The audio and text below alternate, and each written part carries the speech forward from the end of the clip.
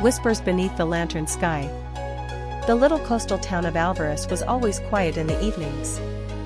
The waves would sing their lullabies against the old harbor walls, the lanterns would flicker gently along cobblestone streets, and life seemed to move a little slower than everywhere else. For most people, it was just a sleepy town by the sea, but for Elena, it was home. She had grown up surrounded by the scent of salt and the hum of the tide. By day, she worked in her family's bookshop, an old, ivy-covered building on the corner of Willow Street. By night, she would climb to the lighthouse cliff, sit with her sketchbook, and draw the endless horizon. She told herself she was content, but deep inside, she longed for something that went beyond routine, something like the stories in her books, where love could arrive like a sudden storm. One autumn evening, as lanterns began to glow across the town square for the annual Harvest Festival, she noticed someone she had never seen before. He stood at the edge of the crowd, taller than most, with a quiet presence that drew her attention without effort. His name, as she later learned, was Adrian. Adrian had recently returned from years of traveling abroad as a photojournalist. His eyes, the color of storm-tossed seas, carried the weight of places and memories no one else in town had ever seen. He wasn't like the others, he didn't join the dances, didn't drink the spiced cider with laughter, but instead watched quietly, as if he were both there and elsewhere. It was by pure chance, or perhaps fate, that their paths crossed. A gust of wind caught one of the lanterns, knocking it sideways, and Elena, reaching to steady it, collided into him. Her sketchbook tumbled to the ground, scattering pages filled with half-finished drawings of waves, stars, and fragments of faces. Adrian bent to pick them up, pausing as his eyes fell on her art. "You draw the sea as if it were alive," he said softly, handing the pages back. "And you speak as if you know its secrets," she replied, almost without thinking. That was the beginning. Over the following weeks, their lives intertwined in quiet, unspoken ways. He began to visit the bookshop, always pretending to look for some rare travel journal, though Elena quickly realized he was there more for conversation than for books. Sometimes, he would walk her home under the lantern light, their footsteps echoing against the empty streets. Sometimes, they would sit together by the lighthouse cliff, where he would tell her stories of deserts that stretched beyond sight, or cities that never slept, while she would show him sketches of a world she imagined but had never seen. But as winter crept in, so too did the truth: Adrian's stay was never meant to be permanent. His work called him elsewhere, across borders and oceans, chasing stories with his camera. The closer they grew, the heavier the silence became whenever the subject of leaving lingered between them. One night, under a sky heavy with stars, Elena finally asked the question she had been avoiding. "How long do you have left here?" He hesitated, his gaze fixed on the horizon. "A month. Maybe less."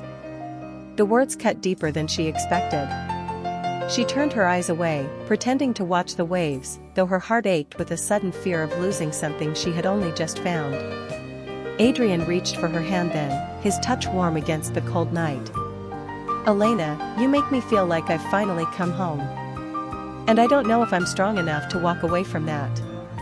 Her voice was barely a whisper. "Then don't." But life is rarely that simple. The weeks passed, and the day of his departure drew nearer. The town seemed to sense it too, the lanterns looked dimmer, the sea more restless. On his last night, he stood with her by the lighthouse cliff, the wind carrying the scent of salt and sorrow. "I can't ask you to wait for me," he said, his voice breaking. "It wouldn't be fair." Tears blurred her vision, but she held his gaze. "And I can't ask you to stay. Because the world needs your stories, but she faltered, her voice trembling. "I need you too." He pulled her into his arms then, holding her as if he could memorize the shape of her forever. The waves roared below, lanterns flickered above, and in that fragile moment, it felt as though the whole town held its breath. And then, like all stories, time moved forward. Adrian left the next morning. The harbor was quiet, the sea gray. Elena stood alone with her sketchbook pressed to her chest, watching as his figure disappeared into the horizon. Months passed. Letters came, sometimes with photographs of places Elena had never dreamed of seeing. She kept them all, tucked carefully between the pages of her sketchbook. And though the ache of missing him never faded, she refused to let go of hope.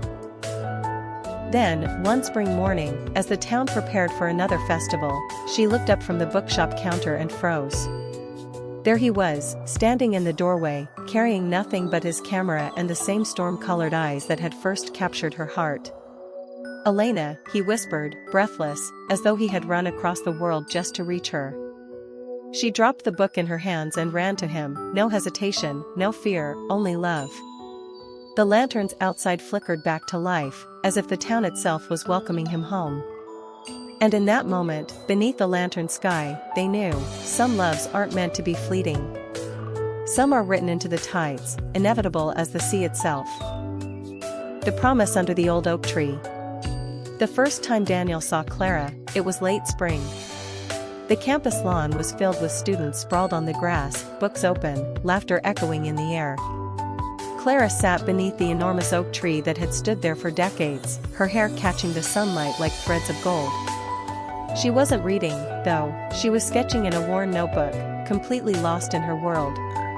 Daniel, who had always considered himself invisible in crowds, found his eyes drawn to her every day after that. He admired her from a distance, too shy to approach. She was radiant in ways he couldn't describe, not because of her looks, though she was beautiful, but because she seemed to carry a light that drew people near. One afternoon, gathering every ounce of courage, Daniel walked over. His voice trembled slightly. "Hi, what are you drawing?" Clara looked up, her brown eyes warm and gentle. She tilted the sketchbook toward him. "The tree," she said simply, "but not as it is. As I imagine it could be. Covered in lanterns, glowing at night, with people dancing beneath it." Daniel smiled nervously. "That sounds magical." "It will be," Clara replied with certainty. "Someday, I'll make it happen." That was how their story began, two strangers brought together under the oak tree. Seasons changed, and so did their lives. They began meeting under the tree every afternoon, sometimes talking, sometimes sitting in silence, sometimes dreaming aloud about the futures they wanted. Daniel told her of his passion for writing, of how he hoped to publish a book one day. Clara spoke of art, of painting murals that would bring joy to forgotten corners of the city. Somewhere between words and laughter, Daniel realized he loved her. Not in a fleeting way, but in the kind of way that becomes the heartbeat of one's days. Yet, he kept the words locked inside, fearing he might ruin the fragile, perfect friendship they shared. Years later, life carried them onto different paths. Clara earned a scholarship abroad, Daniel stayed behind to care for his family. Before leaving, Clara stood with him under the oak tree once more. Her hands trembled slightly as she held his. "Promise me something, Daniel," she whispered. "Anything. No matter where we go, or how long it takes, if we ever feel lost, we'll come back here. To this tree. Promise?" Daniel's throat tightened, but he nodded. "I promise." Then she was gone. Distance was cruel. Letters were frequent at first, full of sketches and stories, but as years passed, life grew heavier. Messages became shorter, less often. Daniel published his first novel, its dedication quietly reading for the girl beneath the oak tree. Clara painted her murals across Europe, her name whispered with admiration in art circles. But neither forgot. Not really. 10 years later, on a crisp autumn evening, Daniel found himself walking back toward the campus. The oak tree stood tall, its leaves a golden fire against the twilight. He wasn't sure why he was there, perhaps to chase memories, perhaps to keep a promise he no longer believed in. Then he saw her. Clara stood beneath the branches, a small lantern in her hands, just like the sketches she used to draw. Her hair was tied back, her eyes shimmering with tears as they met his. "You came," she whispered, her voice breaking.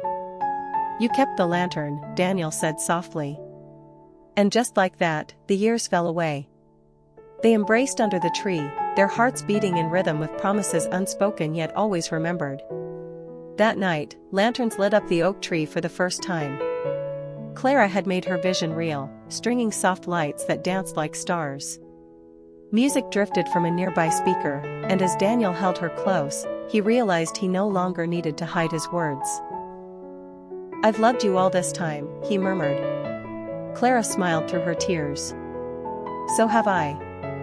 The oak tree had witnessed their beginning, their parting, and now, finally, their return. And as the lanterns glowed above them, Daniel knew this was where their forever would truly start.